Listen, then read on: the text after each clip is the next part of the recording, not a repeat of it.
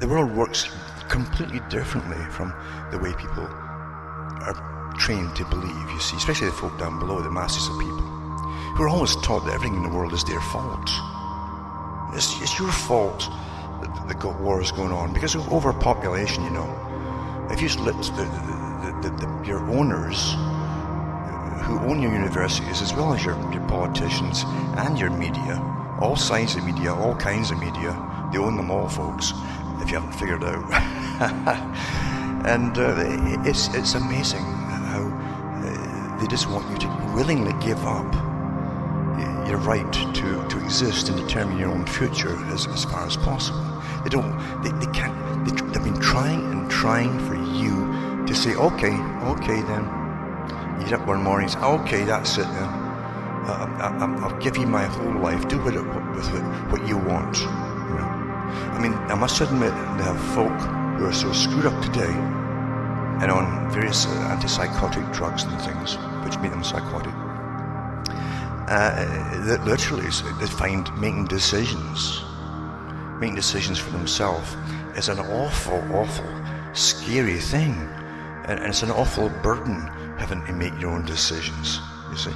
And a lot of people have been trained not to make their own decisions and have social workers coming and going. I've read articles over the years about that, where the children in some of these families, and generally it's not families, it's generally just single parents sort of thing, and mum's quite happy with the social workers too. They're all on a first name basis with social workers, and there's different ones come and go for different reasons, and they know the children who also call them on their first name basis.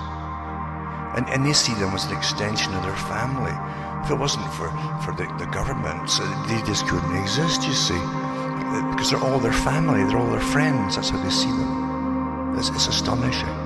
Rockefeller talked about creating a system a long time ago. Charles Galton Darwin said it too. In his book, The Next Million Years, he says that the elite, we the elite must remain wild men. Our survival capabilities must be left unimpeded to totally survive using every means possible. So they couldn't be drugged or damaged brains that they'd have to give to the rest of the population, because they'd be steering planet Earth, you see. But they say the rest of the public won't need, the general public won't need that. They'll have the state making all their decisions for them. And it's happened. Have you noticed that? They walk around with these silly phones in their hands all the time, bumping into lampposts and things.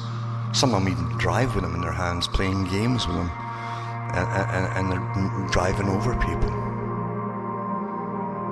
And these same people, if you ask them to make them a decision, they'll look at their phone for an answer on anything. Should I put this phone down? Question mark. This is how bad it is now. And you think you're free. You see, how many hours of television does the average person watch in their lifetime? They used to work it out, how many hours you slept, how many hours you worked, and then when they gave you a little bit of time off, they'd work out how much time off you had and what you did with it. So, and hobbies, things. No, it's just the phone and games and stuff, and watching TV. A good chunk of their life is watching TV. Well, naturally, a long time ago, when your masters decided to give you the TV, they already had it figured out. They were going to program you through it, and it's been the greatest efficient weapon ever devised. I think even Spielberg talked about it too, including with movies too, same thing. It really is. It isn't dawning, you're getting brainwashed all the time. All those countless documentaries for years and years and years. And when I was small, you see, I used to wonder, as I studied my parents who watched the TV, and their mouths would drop open at times, you know, in astonishment. Other times their eyes would go wide. Other times they're almost crying at a certain thing on a drama. And I said, this thing is the greatest tool. They can just tweak your emotions up and down or whatever, you see. And the documentaries were the same. And the children soak up the documentaries on little furry animals. And all that was in the preparation to make you guilty and feel bad about just existing. and taking food away and land away from the little animals and things. They can make you believe anything on television, and the folk do. They really do. They've no idea they're being played with by geniuses, the guys really way up yonder who've studied you incredibly intensely for an awful long time. Awful long time. You see, all you've been trained for your whole life is to give up everything. Give up your right to exist even. Give up your right to procreate and have children. Things like that. Give up. Just give everything up, you see.